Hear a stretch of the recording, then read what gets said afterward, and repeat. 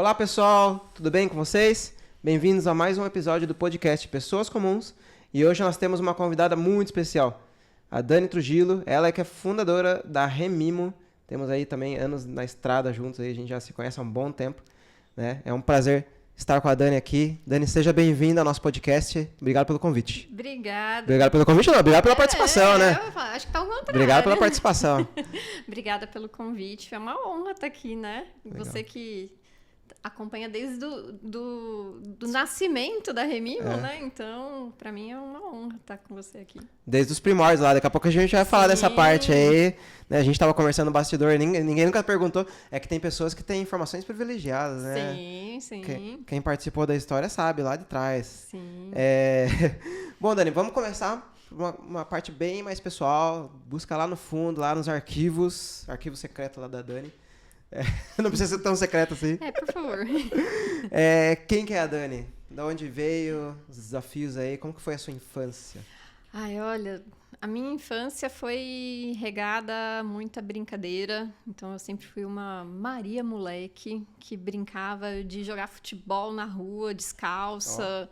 Gostava muito de futebol, inclusive. Então, eu fui daquelas que escapava ali do pai e da mãe para jogar bola. E detalhe, eu jogava com os adultos. Eu não jogava com as crianças, né? Então, sempre fui de estar com o pé no chão mesmo, ali, sabe? De jogar na terra, no asfalto mesmo. Sempre muito Maria moleque e sempre muito criativa, né?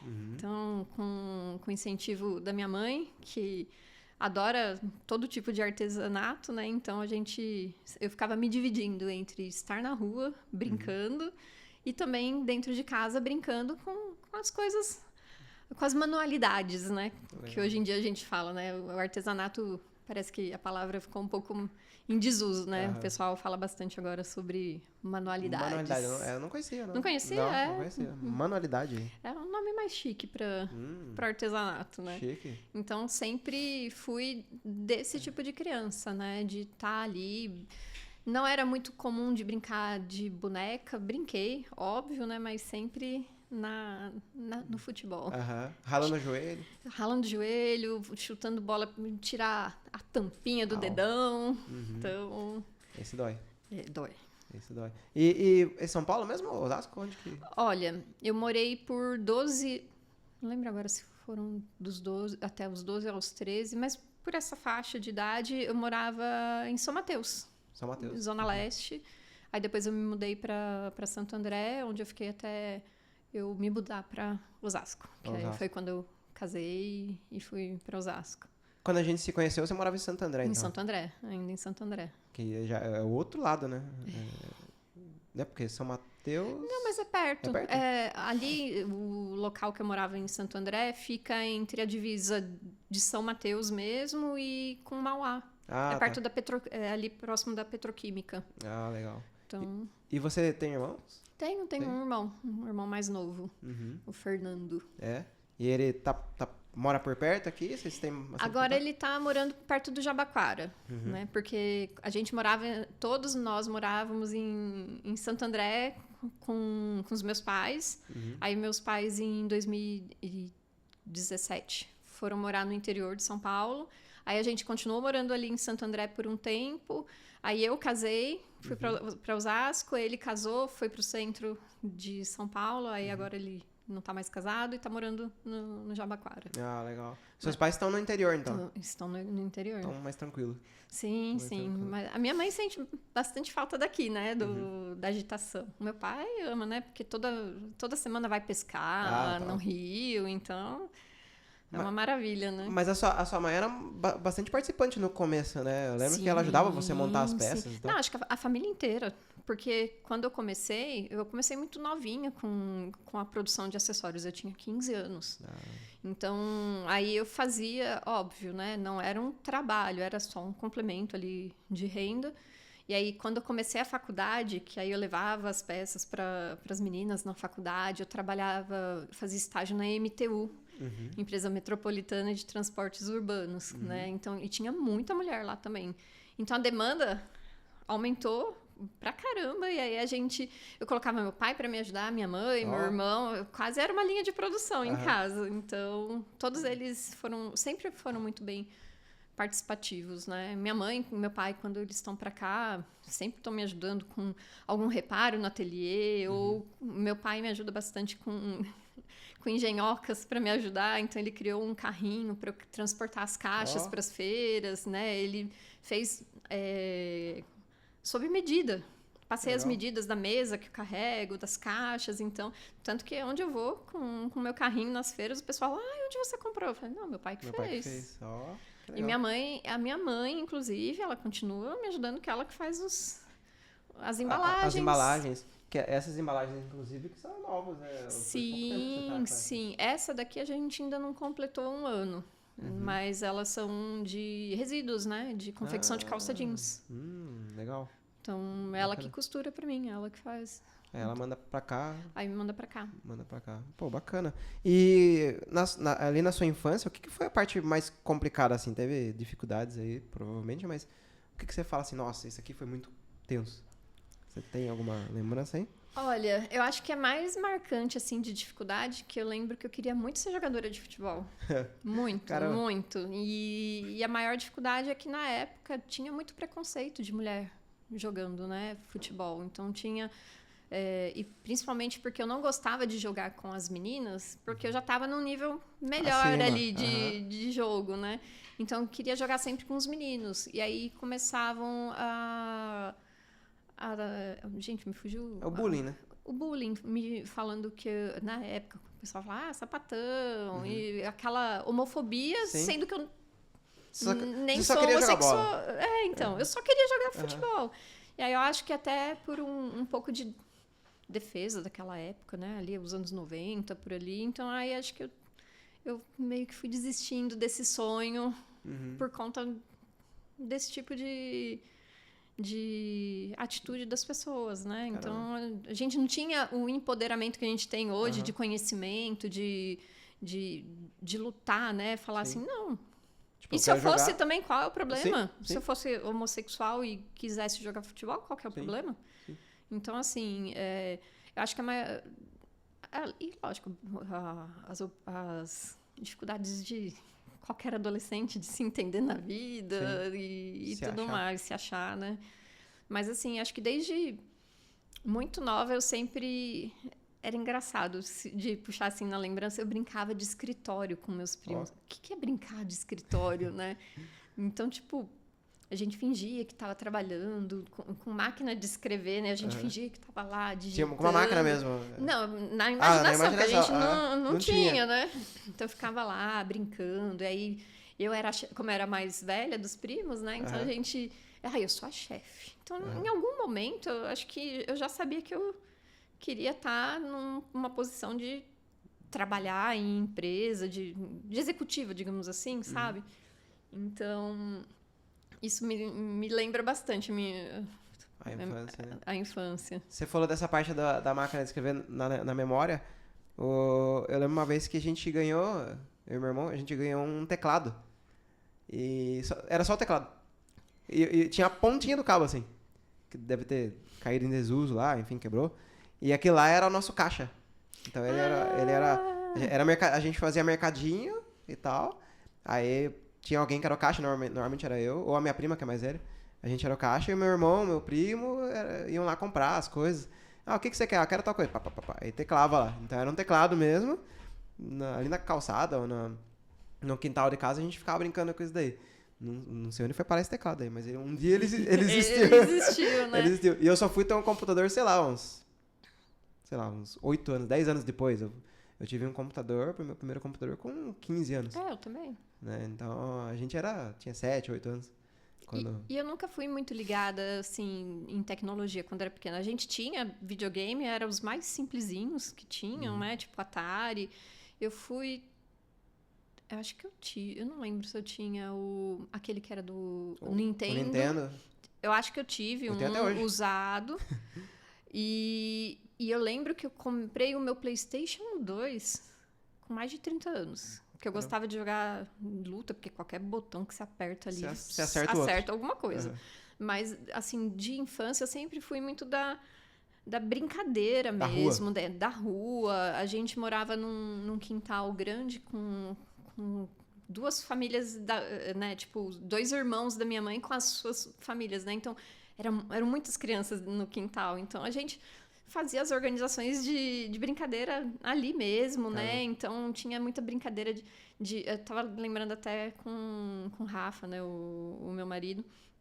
Eu brinquei com ele, eu falei, você lembra quando fazia aquelas cabaninhas que juntava um monte de vassoura, assim, aí amarrava e jogava um pano por cima?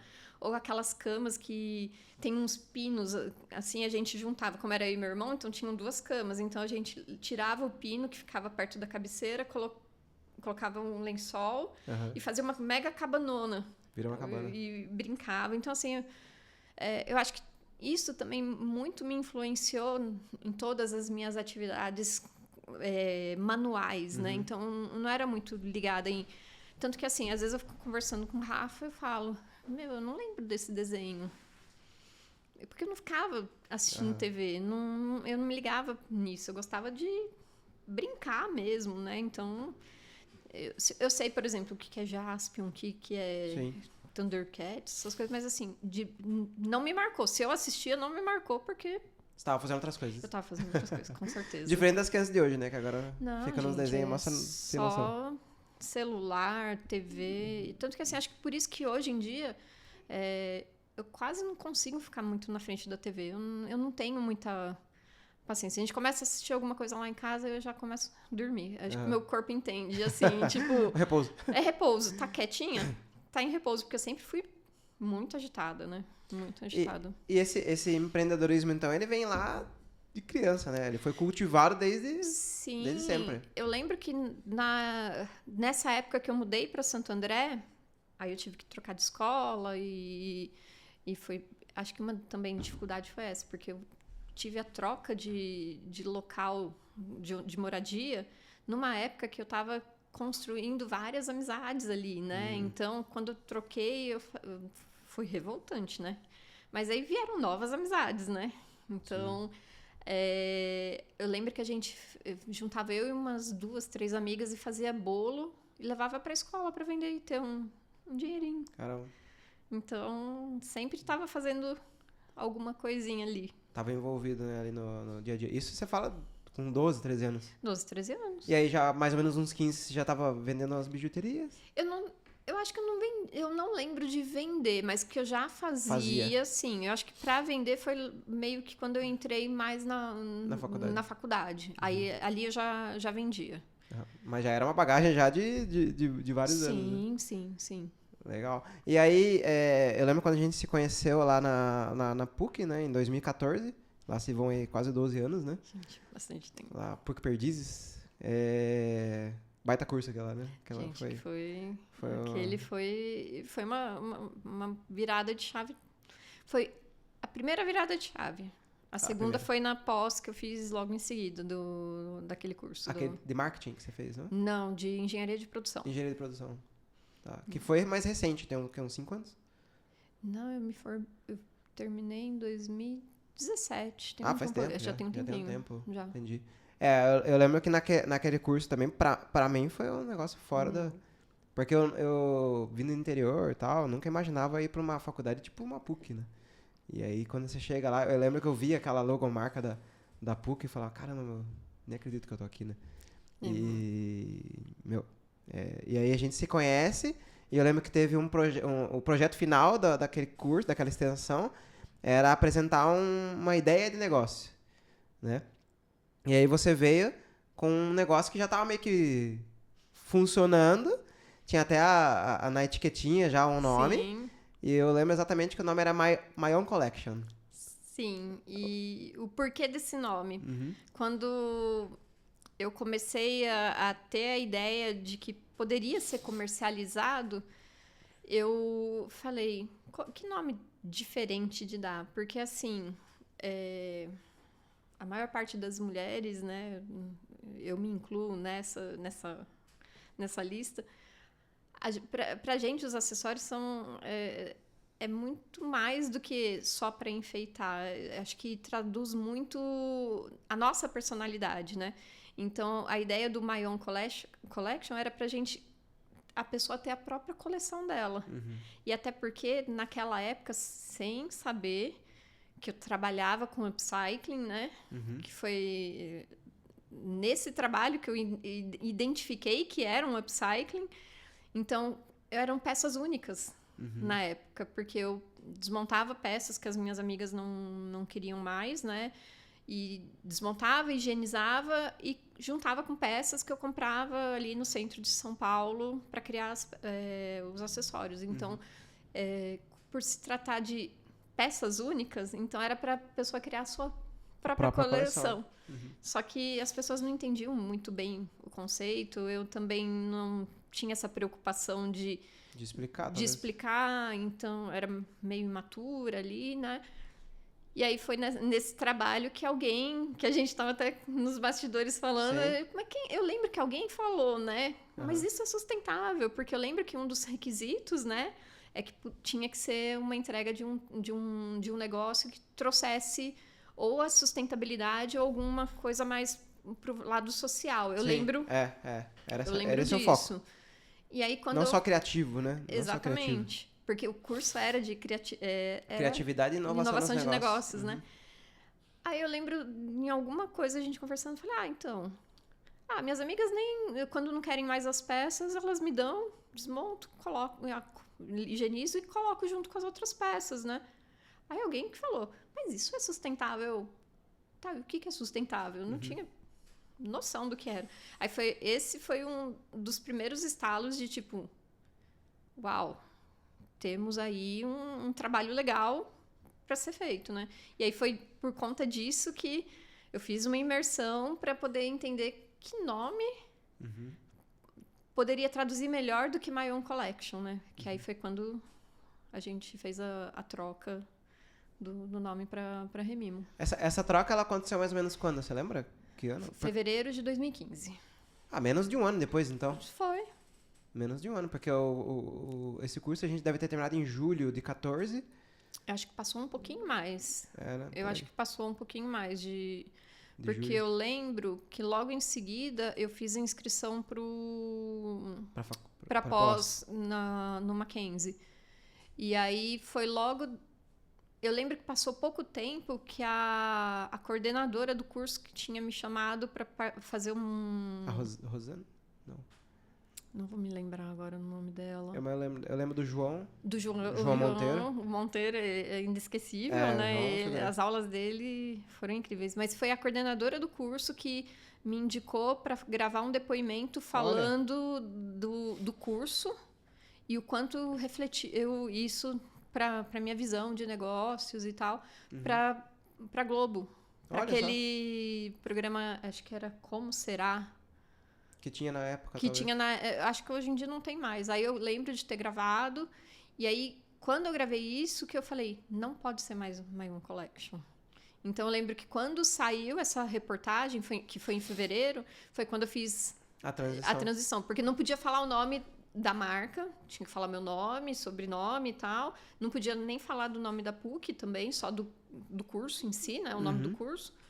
Aí eu falei, mas quem assistir isso pode me procurar na época, acho que estava mais em alta o Facebook, né?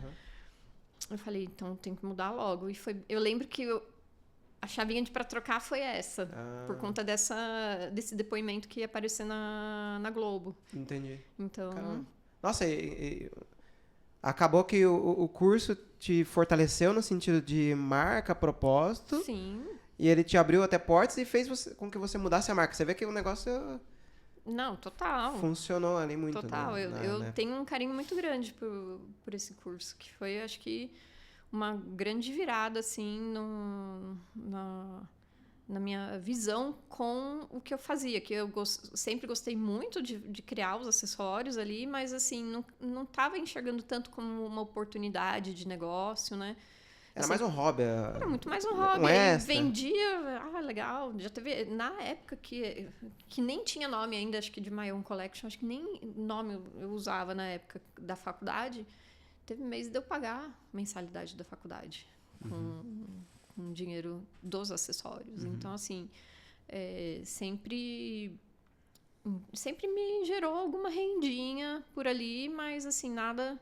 Agora, o que realmente chancelou, falou, tipo, me mostrou que era um potencial de negócio foi na pós, né? Porque foi onde eu tive contato com matéria mais voltada para sustentabilidade, de produção. E aí a monografia da pós foi voltada para o estudo de análise de dados de descarte de acessórios no mundo da moda, no qual eu não achei nenhuma informação, né? Caramba. Porque acessórios o pessoal não contabiliza. A parte têxtil, sim. E até hoje eu fiz uma pesquisa recente, não tem ainda esse tipo de informação. Então, assim, imagina só, para um acessório que a pessoa compra de má qualidade, que oxida um metal ou que quebra fácil, qual que vai ser a tendência da pessoa Joga no lixo. jogar no lixo? Porque não tem valor agregado. Então, foi ali que eu entendi que era um mercado muito grande para ser explorado. Até né? porque não tinha ninguém. E para ter inovação, né? Na criação de um produto. Que aí me veio até a lembrança ali no Facebook esses dias que eu tinha colocado. Alguém aqui conhece algum químico para trocar uma ideia? Que foi bem nessa época que eu estava fazendo a monografia que me veio o estalo. Eu falei, e se a gente tivesse um acessório que pudesse ser compostado? Né? Foi onde eu comecei a organizar as informações na minha cabeça, lembrar da minha mãe, da minha avó, colocando a casca do ovo nas plantinhas, e foi onde eu fiz o post que veio a Camila, né? Sim, surgiu. Que surgiu a Camila. Eu lembro, a Camila, minha esposa, né? Eu lembro que quando... deve ter sido 2019, talvez um pouco 2019. antes. 2019, né? Eu lembro que quando a gente se falou por esse motivo, foi no áudio, eu tava fazendo uma caminhada no condomínio, e aí você falou, você conhece algum químico e tal? Eu falei, cara, conheço, minha esposa.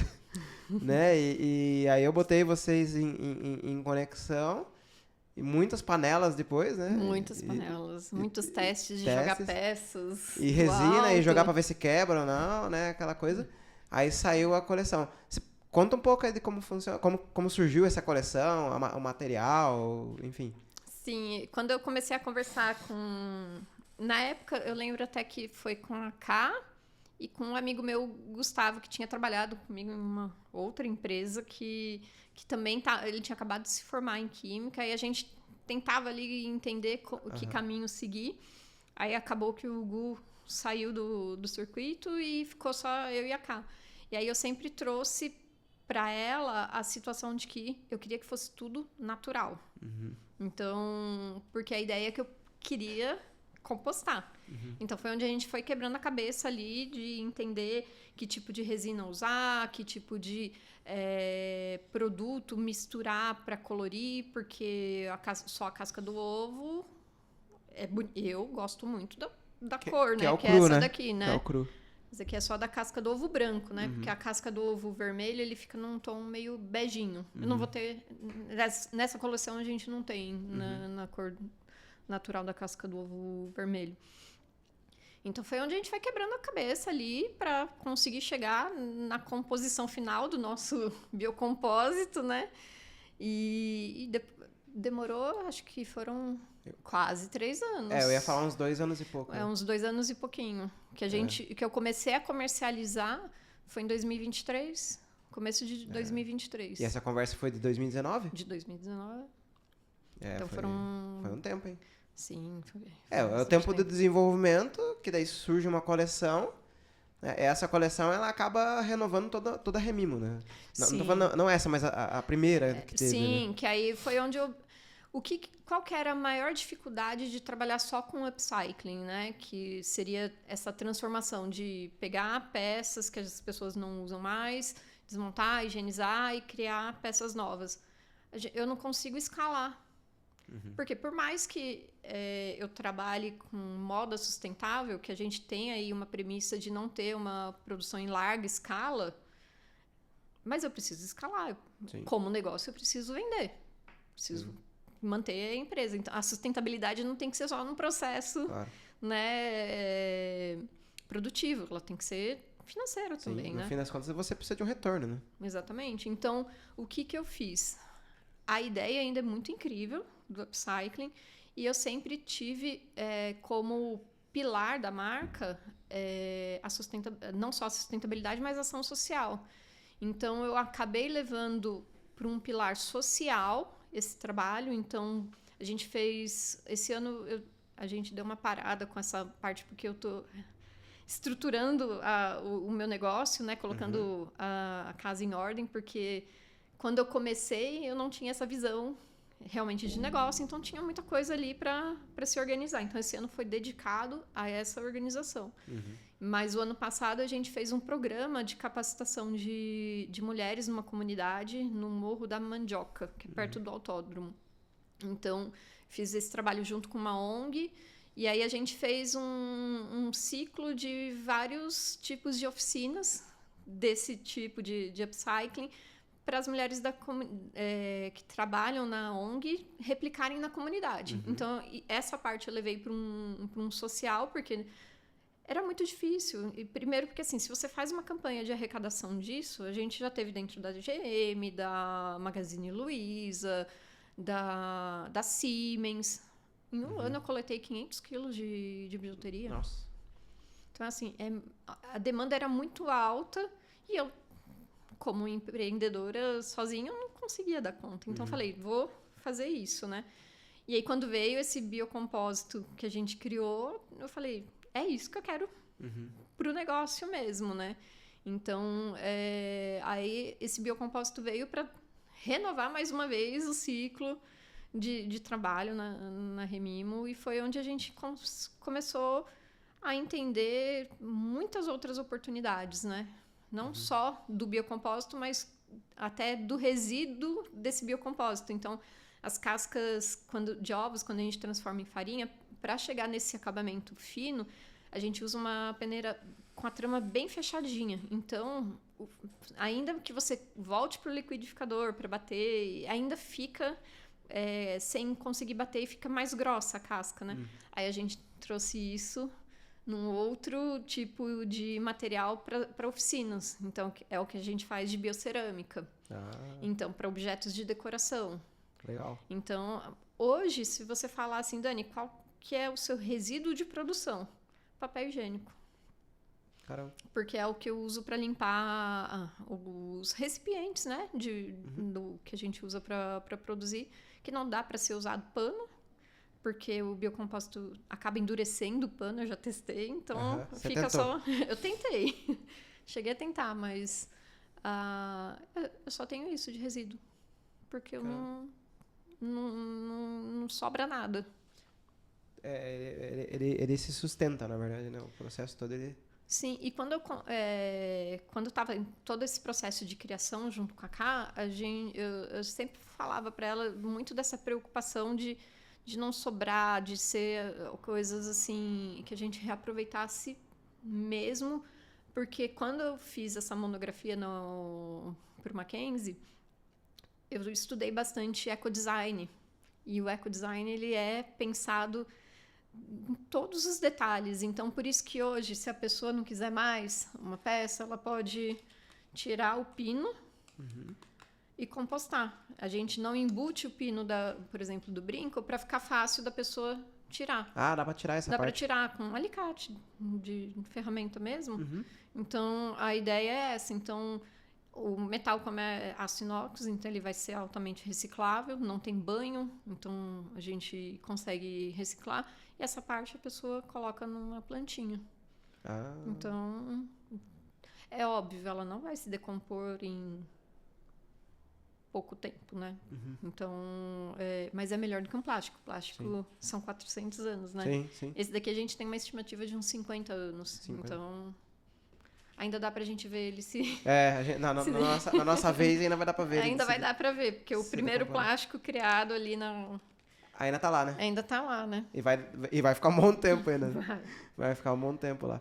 Caraca. E essa coleção que você trouxe aqui pra gente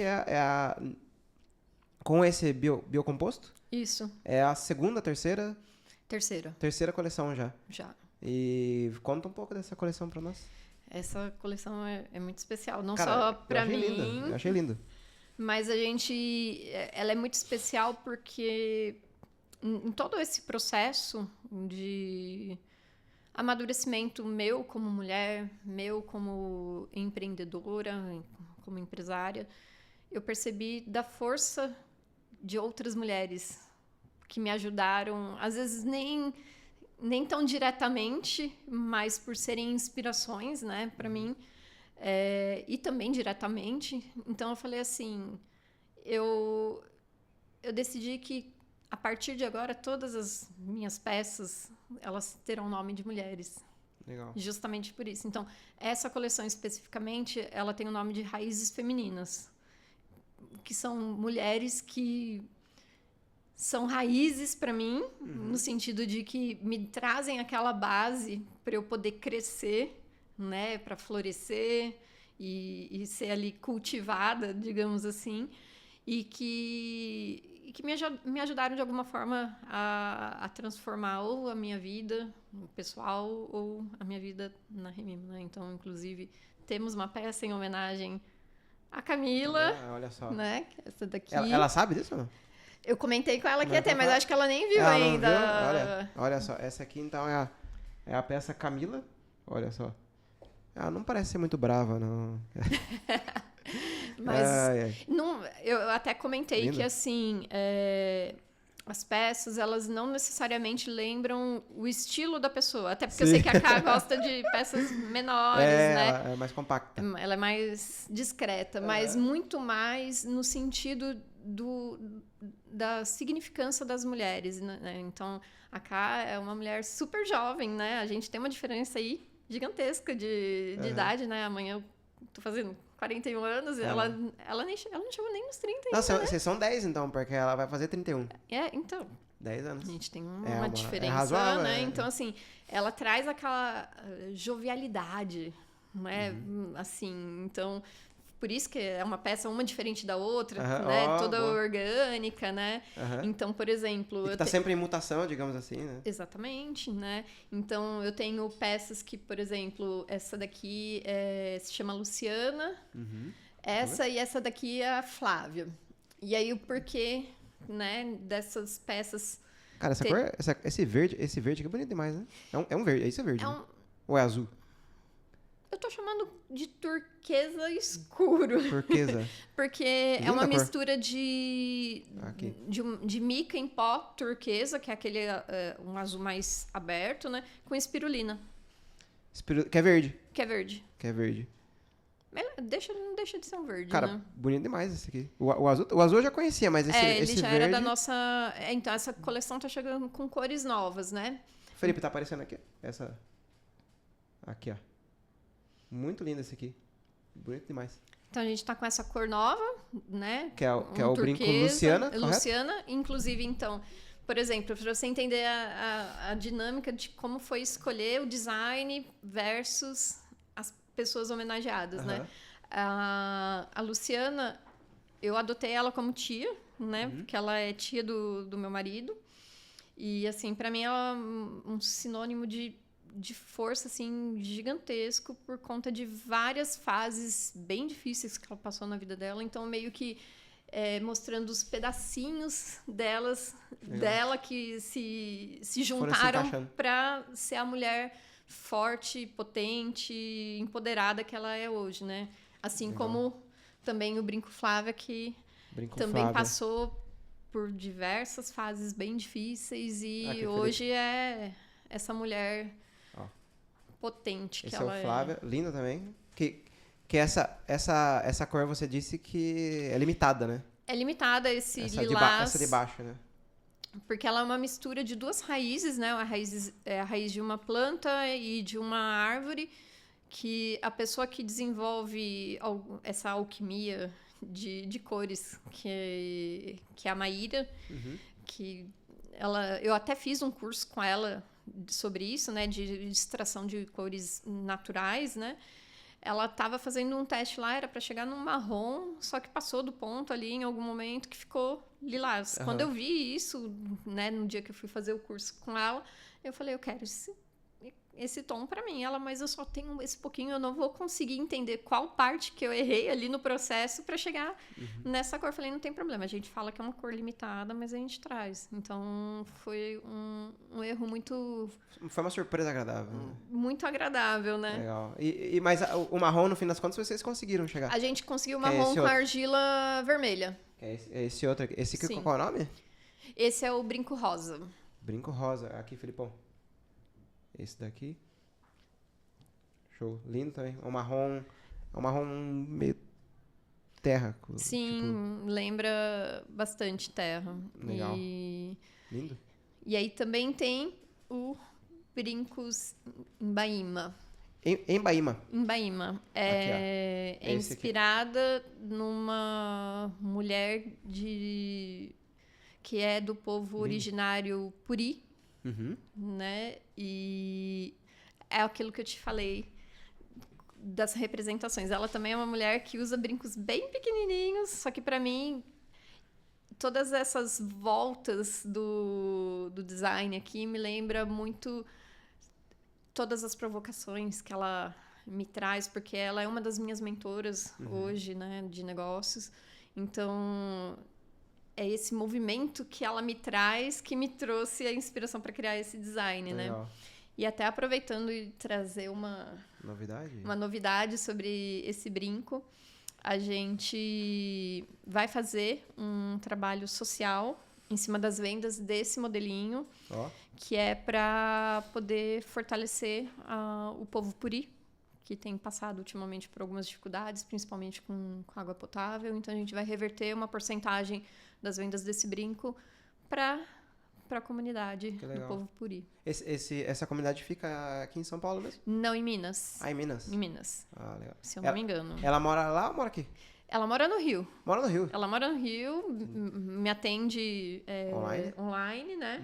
A gente esteve juntas esse final de semana, ela me visitou na feira, porque ela tem eventos ainda por aqui, tem compromissos de vez em quando para cá, a gente consegue se encontrar presencialmente, mas agora você me deixou na dúvida, mas eu acho que a comunidade é em Minas, se eu não me engano.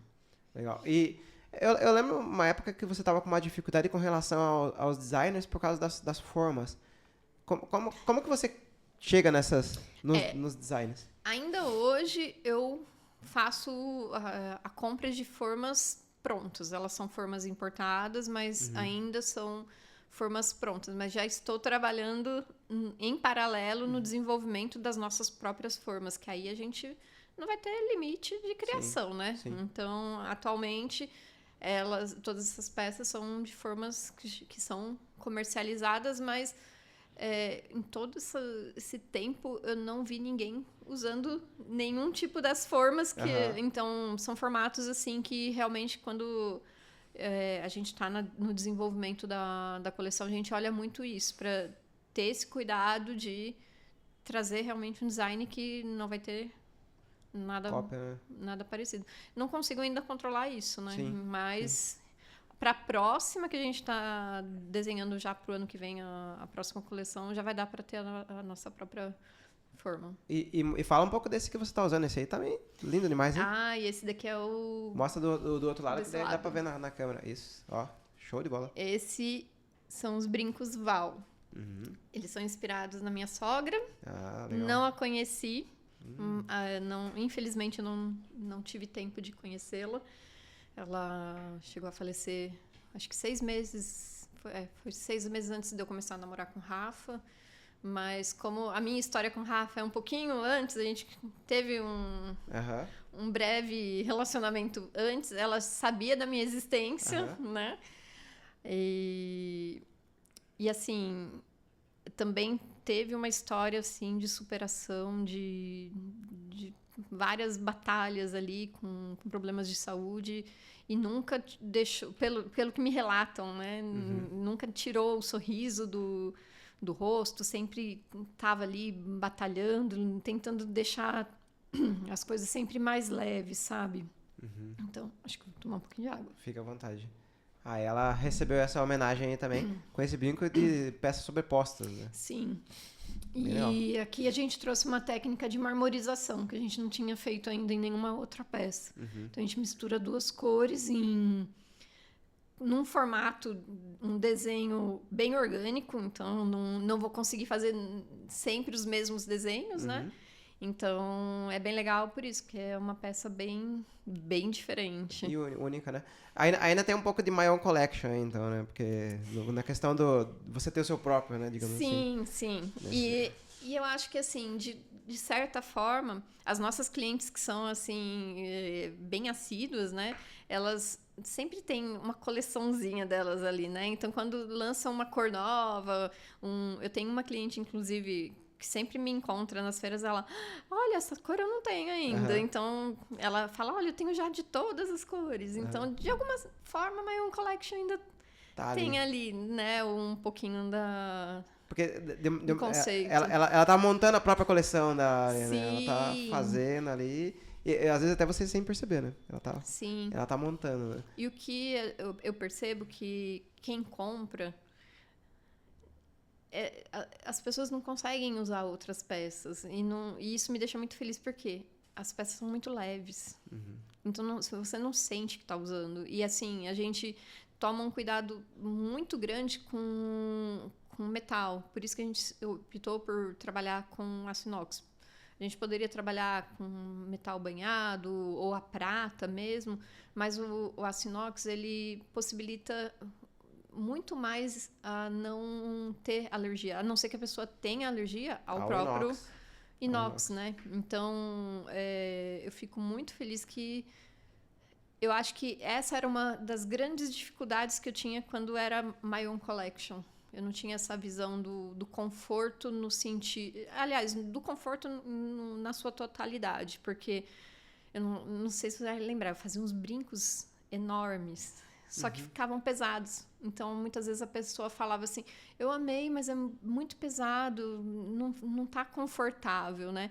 E tinha a questão que eu acabava comprando banhado, né? E não tinha o conhecimento ainda de tipos de banhos, de qualidade de banho, então acabava dando alergia, às vezes, né? Em algumas pessoas. Então, quando eu fiz essa transição, eu quis realmente trazer todos esses diferenciais, né? Então, a pessoa usar um acessório e não sentir que está usando. Então, eu mesma, por exemplo, dias que em casa eu tenho que estar com algum, mesmo que seja um pequenininho, que senão eu me sinto sem roupa, como se eu estivesse sem roupa. Mas quando eu saio, eu aproveito para colocar os maiores assim. Às vezes eu só vou lembrar que eu estou usando o brinco quando eu vou tomar banho. Quando vai tirar. Porque eu já entrei várias vezes para tomar banho, porque não sente. Então, eu não vou lavar o cabelo, eu vou prender. Opa, tô de brinco. Tô de brinco. Eu vou lavar, tô lavando o cabelo. Ai, esqueci de tirar o brinco. Então, modéstia à parte, eu fico muito feliz com esse retorno das meninas que usam, porque, assim, realmente é um conforto que não tá explicado, sabe? Legal. E nesse tempo todo aí, praticamente 10 anos de Remimo, qual foi o ponto, assim, que você falou, meu, larga, irmão, vou desistir? Qual que foi o maior desafio? Acho que o maior desafio foi o questionamento das pessoas.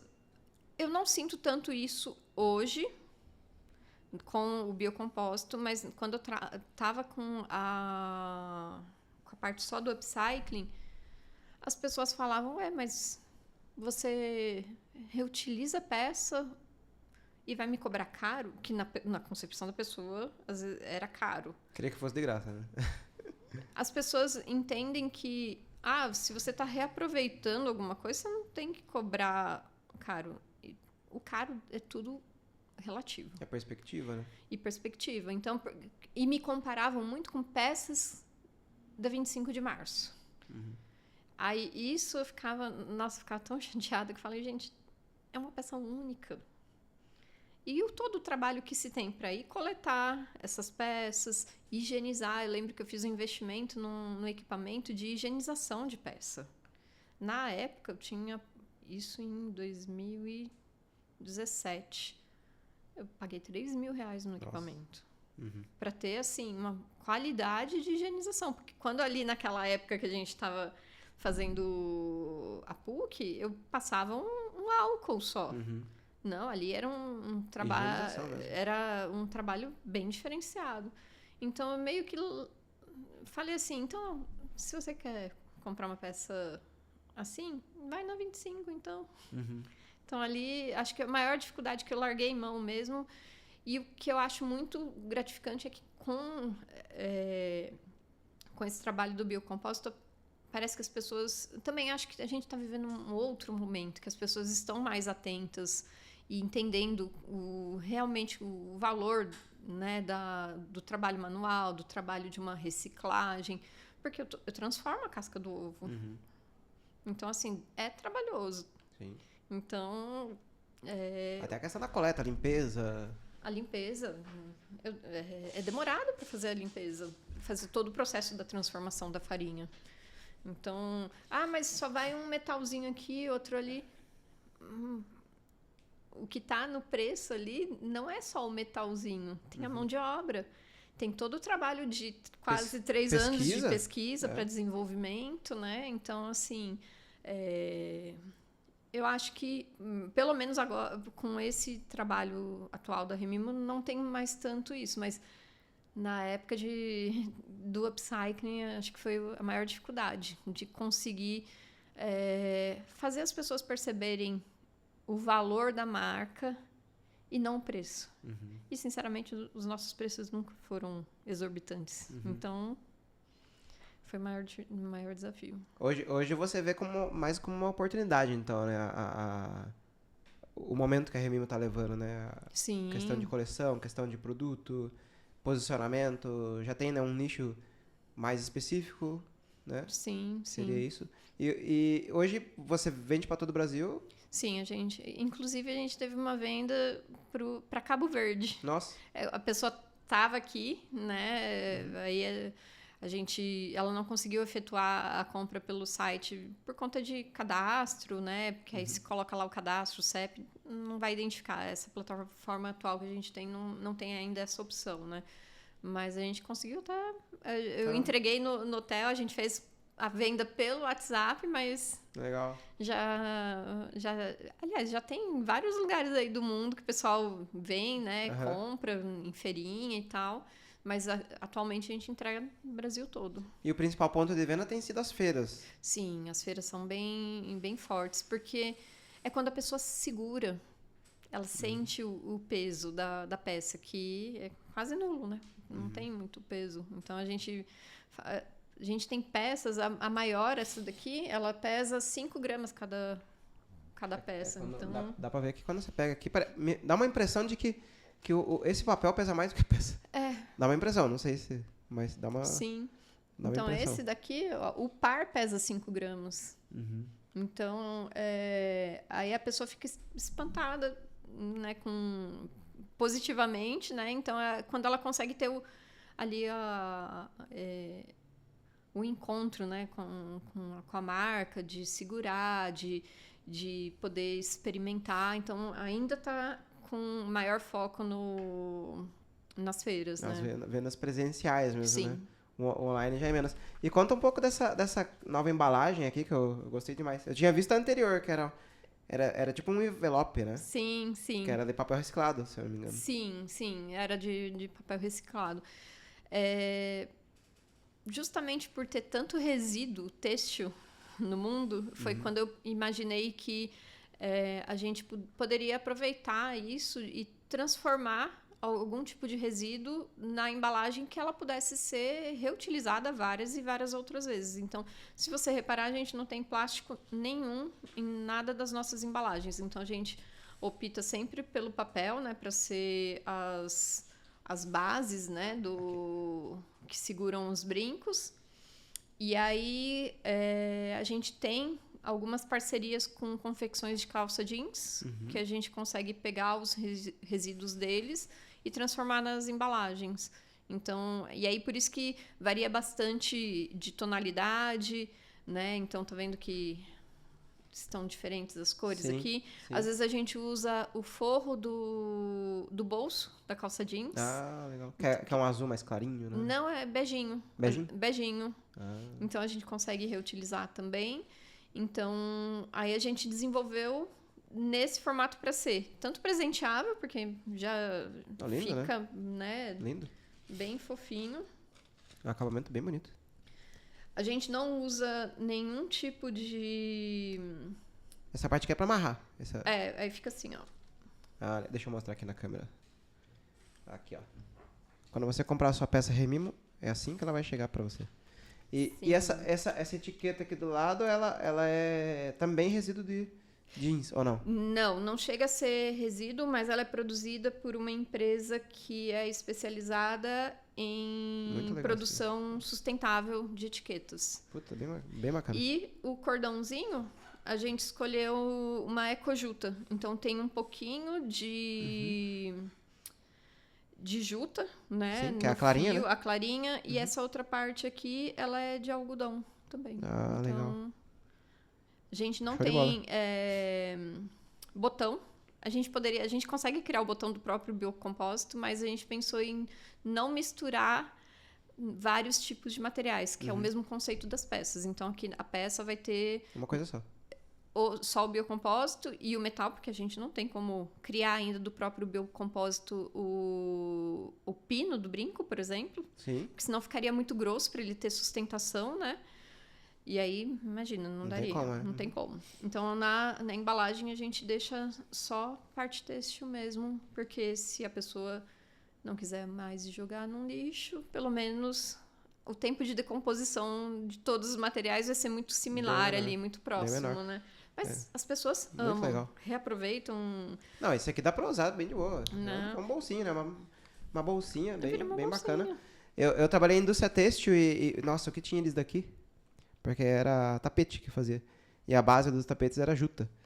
Então, nossa, ia muito disso aqui. Porém, lá tinha uma área, um setor específico para reciclagem desse material. Então, eles tinham uma máquina gigantesca lá que ela compactava toda a sobra dos tecidos que rodavam na fábrica. E ele virava tipo Um bloquinho. É uma manta, assim, mais ou menos dessa grossura, que vendia para a indústria automotiva, e eu não sei hoje como que tá, mas isso tem 2 anos atrás, coloca no forro do teto do carro. Ai, que legal. Então você tem o teto do carro, a parte de aço de fora, né? Aí você tem a parte de dentro que você toca ali, que é uma, sei lá que material que é aquele. No meio daquilo lá era esse material. Né? E aí era uma área, inclusive, certificada pela ISO na empresa e tal. Mas eu lembrei disso porque eu vi essa juta. Era boa parte do material que ia lá.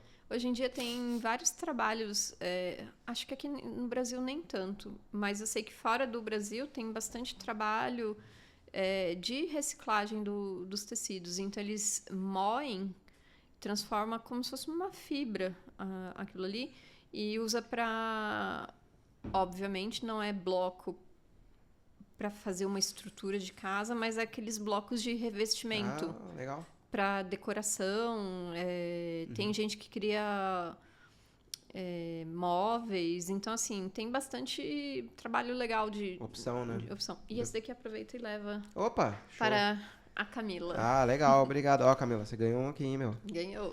Show de bola. Muito bom. Legal, obrigado. Dani, um outro ponto aqui, ó. Nesse tempo aí, eu sei do Rafa, né? O Rafa tá sempre aí junto com você. Mas quem que você pode falar assim, nossa, cara, sempre esteve do meu lado, me apoiando e tal? Minha mãe. Sua mãe. Obviamente, ajudando ali nas né? peças, a família, né? Não, e fora na criação mesmo, né? Eu sou aquela que eu falo todos os dias com ela. Então, legal. falo, mãe, essa cor, você acha que vai ficar legal? Esse modelo? E aí, é que eu acabei não trazendo, eu só trouxe algumas, mas tem uma peça que é em homenagem a ela, né? Poxa. Óbvio, né? E a minha avó também, que é o anel. Porque minha avó legal. amava anel, então foi uma forma de homenagear elas. Legal. Meu marido também, né? Só que não foi homenageado, mas sempre tá ali, um parceirão pra mim, né? Me ajuda demais. E, assim, a minha avó, as duas avós, assim, elas me representam muita fortaleza, muita sabedoria. Então, eu não consegui, porque a gente, na hora de criar a coleção, a gente não consegue, a gente tem que selecionar, né? Alguns modelos não dava para colocar todos, né, de uma vez, mas para a próxima, minha avó paterna vai ser homenageada também, mas nessa foi a minha avó materna, que assim, eu era unha e carne com ela, então ela, para mim, assim, era uma pessoa simples de tudo, mas que tinha uma sabedoria, que tinha uma... Como dizem, um borogodó, tinha... Eu não sei, mas ela é uma pessoa assim que... Vou acabar começando a chorar aqui, não vamos entrar muito nesse assunto, mas é uma pessoa muito importante para mim, de muita inspiração com relação à resiliência, com relação à força, então assim... Eu queria chorar. Mas é muito difícil falar dela sem trazer tudo à tona, tudo que eu sinto por ela e o quanto ela me faz falta, né? Eu vejo que se hoje ela tivesse viva, ela era toda perua. Então, só que ela não tinha a orelha furada, né? Acho que por isso que ela gostava tanto dos anéis, né? Mas com toda certeza ela ia querer colocar vários, assim. Ela não pegou muito essa parte mais empreendedora minha, né? E, assim, de inspiração também, hoje eu tenho três mulheres muito incríveis trabalhando comigo nessa construção da Remimo, né? Desse caminho que a gente está trilhando, que é a própria Embaíma, né? Que me traz essa assessoria financeira / negócios, né? Então, uma mentora aí de negócios, mas também de vida, assim como a Júlia e a Juliana, que estão à frente da comunicação. Então, assim, elas são pessoas muito... O meu WhatsApp é assim, minha mãe, Júlia, no grupo junto com a Juliana, Embaíma, Rafa, e são as pessoas que eu falo todos os dias, né? Então são... As pessoas que acabam caminhando com você, né? Sim. São... Fora as amigas também, né? Sim. Então... Mas ali dentro do propósito, são elas que fazem a diferença no dia a dia. Não, total. Legal. Agora, recupera, toma uma aguinha aí. Gente, não dá. Até brincando, né? Na segunda-feira, meu irmão tava lá em casa comigo, que ele tava me ajudando a gravar uns vídeos, né? Pra Remimo. E aí a gente pegou umas fotos ali para mostrar, né, as lembranças dessas mulheres que são as inspirações pra coleção. E aí chegou na hora que eu peguei as fotos da minha avó, aí ele me filmando, aí eu só dei aquele respiro assim, ó. Aí eu vi que ele também deu um respiro, eu falei... A gente volta daqui a pouco. Aí eu fui para um canto chorar e ele foi para o outro chorar, porque a gente era muito apegado a ela, né? Então foi... Mas ela não tá aqui fisicamente, né? Mas todo dia não tem um momento, um dia sequer da minha vida que eu não lembro dela, não lembro de alguma fala, de alguma situação engraçada, porque a gente... bagunçava muito, né? Então, faz falta. É isso, né? Bom, vamos lá. E, assim, depois de todo esse tempo... Até eu fiquei meio... Depois de todo esse tempo de caminhada, né? Vamos direcionar o nosso olhar agora para o pessoal que está começando. Então, o pessoal fala, eu vou empreender. Nossa, legal. Não quero ter chefe e tal. E aí, fala, é esse caminho. Fala aí, qual dica você daria para uma pessoa que está começando hoje? Você não vai ter chefe, vai ser pior, porque você vai ser o chefe, mesmo se você não tiver funcionário, né? Então, tudo vai depender de você. Então, assim, eu acho que o primeiro o primeiro passo, esteja disponível. Não desista. Às vezes passa por várias vezes na cabeça, porque assim, é muito desafiador. Porque parece que tudo vai contra aquilo que você quer fazer. Porque assim, tem toda a questão burocrática de ter uma empresa, tem todos os desafios de vendas, porque qualquer empresa depende de vendas, né? E eu acho que assim, precisa ter resiliência, paciência. Não é porque hoje em dia a gente pensa, vou fazer um produto ou vou vender um serviço online. Online resolve tudo. Não. É só vender online, coloca lá. Não funciona assim. Tem várias outras coisas que você precisa ter uma organização mínima e tudo vai em investimento. Então, assim, se programe financeiramente. Porque eu falo por experiência própria. Como eu comecei a minha marca como algo só ali de complemento de renda, eu nunca me preparei financeiramente para ter uma reserva ali. Então, assim, aí você querer fazer rodar dessa forma é muito mais difícil. Não é impossível, mas é muito mais difícil. Então, e tenta se organizar com a estrutura. A gente acha às vezes, mas poxa, eu trabalho sozinha. Para que eu vou ter tudo estruturado num sentido assim, tudo documentado? Eu lembro que quando eu comecei a trabalhar com Imaíma, ela falou, você tem ficha técnica dos seus produtos? Eu, Oi? O que é ficha técnica? Não, eu falei, não. Ela falou, como que você faz uma precificação sem ter uma ficha técnica? Aí eu, não se faz, então? Então, assim, são coisas assim tão pequenas e hoje a gente tem tanta facilidade, por exemplo, de ajuda do Sebrae, de várias outras instituições que a gente consegue ter pelo menos uma noção mínima de como estruturar um negócio. Eu nunca fui atrás disso. E aí, quando eu fui, o negócio já estava rodando bem. Então, foi quando... Se eu tivesse feito isso, por exemplo, essa organização, num período que a gente estava fazendo a parte dos testes do biocompósito, seria perfeito. Mas eu não fiz.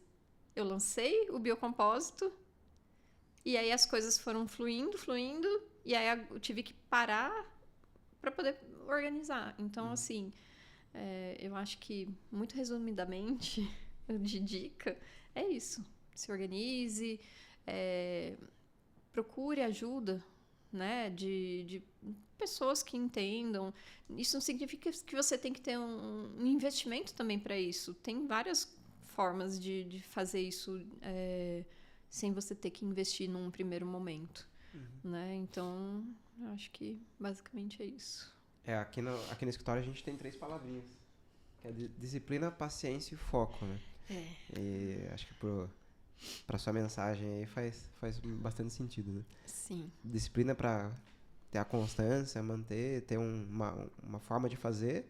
A paciência, porque saber que não é de hoje para amanhã, né? Isso leva um tempo. Sim. E muitas vezes maior do que a gente imagina. Exatamente. Até complementando, atualmente eu não tenho só a Remimo, né? Eu trabalho ainda, como Numa dizem, empresa, registrado, CLT, em uma empresa. Então, justamente por isso. Porque não adianta eu pegar, largar tudo e falar, vou viver só da Remimo, mas não está organizado. Isso leva tempo. Eu comecei essa estruturação tanto financeira quanto de comunicação, já tem mais de 1 ano. E ela ainda não está completamente pronta. E não significa que, a partir do momento que ela estiver pronta, as coisas já vão estar redondinhas. Então, se a pessoa quer realmente empreender, tem ainda um pouco de receio, esse também é um bom caminho. Você levar 2 coisas em paralelo até conseguir rodar sozinho. E aí, por isso que essas 3 palavrinhas são bem importantes. Porque daí entra a última palavra seria o foco, é você por mais que tenha os contratempos Sim. nem sempre, nem todos os dias vão ser bons, mas você fala, não, peraí, eu quero chegar nisso daqui, quero chegar nesse objetivo. Aí você vai, aí você continua. Senão, cada dificuldade você... Não, e aí eu até brinco com as meninas, né, que me assessoram. Às vezes bate um desespero que você fala, socorro, por onde eu vou, como eu vou chegar naquilo. Aí você desaba, você chora, mas você continua ali trabalhando, porque o foco tem que continuar, não dá tempo, Sim. entendeu? Então, assim, se você não tem foco, gente, não dá. Não dá. Não dá pra tirar pra todos os lados também, né? E eu acho que eu incluiria uma palavrinha ali, Qual? propósito. Propósito. Então, assim, eu até tenho amigas que falam, eu não sei como você dá conta de tudo. Trabalhar 8 horas por dia no CLT, às vezes final de mês até mais do que 8 horas, porque a gente tem algumas demandas a mais. Quantas vezes eu não fiz fechamento de mês no CLT, trabalhei até de madrugada e 6, 7 horas da manhã eu tô de pé para fazer feira no final de semana direto. Uhum. Já teve meses de eu ficar 2 meses trabalhando todos os dias, seja no CLT ou em feira. Ou se não é em feira, trabalhando no final de semana para produzir, para atender uma feira próxima. Então, assim, é porque eu tenho um propósito de vida. E é isso que me move. Uhum. Então, eu acho que eu incluiria uma palavrinha ali. Boa, boa. Na empresa você trabalha com ESG, né? Com a parte de sustentabilidade. Lá eu tô como compradora, né? É uma multinacional de distribuição de tecnologia, mas eu tô à frente tô na liderança do comitê de sustentabilidade de lá. Então, já tô na liderança eu tenho um pouco mais de um ano, mas eu sempre estive ali como embaixadora antes, né? Então, acho que tá desde 2023. Desde 2023 que eu tô no comitê. E, inclusive, a gente ganhou uma premiação recente aí, que teve uma competição entre todas as regiões do mundo, né, que tem empresa e que tem o comitê, e o nosso ganhou em primeiro lugar pelas ações bem diferenciadas que a gente traz ali, de conscientização, de educação ambiental, né, e bem na prática, né, ali. A gente traz lá muita oficina de ressignificação de materiais, de vários tipos de materiais. Então, a gente teve uma recente que criou quadrinhos de decoração reutilizando isopor que protege, tipo TV, eletrodoméstico. Sim. E vários resíduos. Então, a gente fez uma técnica que espeta os tecidos ali, cria uma arte, e o pessoal do warehouse tem sempre sobra de pallet. E aí o time do warehouse criou cavaletes para colocar esses quadrinhos, e a gente vai levar em asilos. Olha. A gente está nos estados do Rio de Janeiro, Espírito Santo e São Paulo. Então, a gente vai ter visita em asilos dessas regiões para levar como uma forma ali de ter uma distração. A gente vai fazer uma tarde com os idosos para fazer um bingo, enfim, alguma coisa para unir sempre, né, o social com o ambiental. Boa, boa. Aí entra a palavrinha que você disse, né, do propósito. O propósito. Boa. Dani, estamos quase aqui. Fala pra gente uma obra, um livro, algo que fez você mudar a sua visão, mudar a chave. Tem alguma coisa que você conseguiria indicar, citar pra gente? Livros assim... Pode ser um filme, pode ser um... tem um livro que é do André Carvalhal, que é A Moda Imita a Arte. Então, acho que, se eu não me engano, é isso. E tem um livro da Helena Salcedo, se eu não me engano é esse, acho que é Salcedo, que é de moda sustentável. Então, foram 2 livros, assim, que para direcionamento da Remimo foram muito importantes. Inclusive, esse da Helena Salcedo, o que eu tenho tá todo rabiscado, porque foi o que eu usei para fazer minha monografia, é o que eu uso para grandes inspirações na criação, né, das coleções da Remimo. Inclusive, foi lá que eu entendi a importância de ter o menor uso de misturas de materiais para ser melhor para fazer a decomposição, se caso seja descartado num lixo comum, por exemplo, né? Então veio de lá esse conceito, só que ela é muito voltada para o têxtil, então eu tive que ir fazendo algumas adaptações. Legal. Pô, bacana. Então é Helena Salcedo, moda sustentável. Pô, bacana. Essa parte da moda sustentável é interessante porque até outro dia eu vi um vídeo, acho que é um país na Ásia, que tinha uma ilha lá só com resíduo têxtil, assim, sabe? Tem o deserto do Atacama. Esse eu já ouvi falar também. Que é no Chile, que o pessoal descarta várias peças lá. Às vezes não tem peça nem com defeito. Então, ou é porque saiu de coleção. Então, poxa, não é mais fácil você fazer uma doação para uma ONG, reestilizar? Tá largado lá, né? Tá largado. E é aquela história, uma frase também que eu já vi que quando a gente fala de planeta, né, de mundo, não existe jogar fora, né? Vai sempre cair por aqui, né? Por mais que você comece a jogar pro espaço, daqui a pouco vai cair como asteroide. Exatamente, então... É loucura, né? Pensar dessa forma. Então, é legal ver que, assim, não só... acho que a área da moda tá começando a abrir um pouco mais esse olhar, né? Às vezes um pouco impulsionado, porque, assim... Muitas empresas grandes de moda têm investimentos, têm ações nas bolsas e hoje em dia, se você não tem um programa de sustentabilidade muito bem estruturado, você perde valor até na própria ação da empresa, né? Então, eu vi muito isso.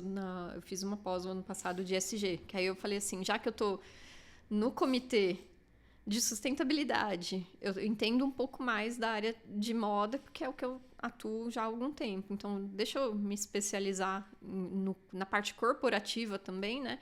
E também me trouxe agregou muito para Remimo, né? E a gente vê muito isso, né? Que muitas empresas hoje acabam fazendo... O greenwashing, né? O greenwashing, né? Infelizmente. Eu ia encerrar agora, mas abri uma última caixinha aqui. Felipão, você aguenta aí, Felipão? Felipão, nosso produtor aqui. Tem algo que está acontecendo, independente de política, independente de lado que a gente acredite, enfim. Independente do preço dos hotéis que estão falando aí. COP30. O que você me diz sobre a COP30 que está rolando aí? Eu acho que, assim... A ideia e a intenção é muito boa, mas a prática é totalmente diferente. Eu almocei com uma amiga, né, e a gente estava falando sobre isso. O pessoal estava vendendo banana R$20. Os hotéis, então, né? Então... Tem motel que os caras estavam alugando por não sei quantos mil. Gente, então, assim, não se leva a sério o propósito do evento. Eu entendo que, assim, o movimento todo, toda a parte turística e tudo mais, mas, assim, não tem sentido o que está acontecendo. Então, assim, eu acho que o conceito é muito legal, só que a aplicação dele não está adequada ao que precisa ser, né? Então, poderia ser muito melhor, né? E aí, realmente, as pessoas enxergarem o propósito do evento. Eu tô falando com uma audiência de fora, entre aspas, apesar que a sustentabilidade envolve todos nós, mas eu não tô dentro da área ali para saber. Então, o que eu tenho visto é isso, ponto, né? Questão política, questão dos abusos ali na região, mas na prática mesmo, o evento em si, resultado você não... Vamos ver o que vai sair depois do que acontecer, né? Mas, assim... eu acho que é tudo muito abusivo ali de preço. Aí como que você facilita a população a ter conhecimento, ter uma educação ambiental, ter acesso a essas pautas que são tão importantes para a gente, se você não facilita a entrada dessas pessoas para esse tipo de evento, né? Então... Acaba não fazendo sentido. Não faz sentido. Boa. Beleza. Dani, uma mensagem final agora pra gente poder encerrar nosso papo. Uma mensagem final aí. Pode ser um pitch aí da Remimos, pode algo que você sentir no coração de falar. Não, eu acho que o pitch foi todo diluído aí, né, na nossa conversa, mas acho que uma mensagem legal é não desistam dos sonhos, né? Então, se você tem um sonho muito bem desenhado do que você quer para a tua vida, independente se é algo sustentável, se não é, porque eu sei que o que eu tô fazendo aqui não vai mudar muito o mundo pelo que a gente tem, né? Mas eu tô fazendo a minha parte. Sim. Né, de tentar trazer um produto de menor impacto e de muito impacto para a vida das pessoas que estão ali consumindo e também por toda a questão que eu quero trabalhar com o social ainda. Então, assim, é isso que me move. Legal. Então, e eu passo bastantes desafios aí nesse meio tempo. Então, assim, acho que uma mensagem final é essa, não desistam do sonho e do propósito. Né, de cada um. Show. Legal, Dani. Muito bem. Obrigado pela presença Obrigada aí, mais uma vez. pelo convite. Foi bem legal o nosso papo aí. Espero que você tenha curtido. E é isso. Pessoal, estamos encerrando mais um episódio do Pessoas Comuns. Esperamos vocês na próxima. Até mais. Até mais. Obrigada.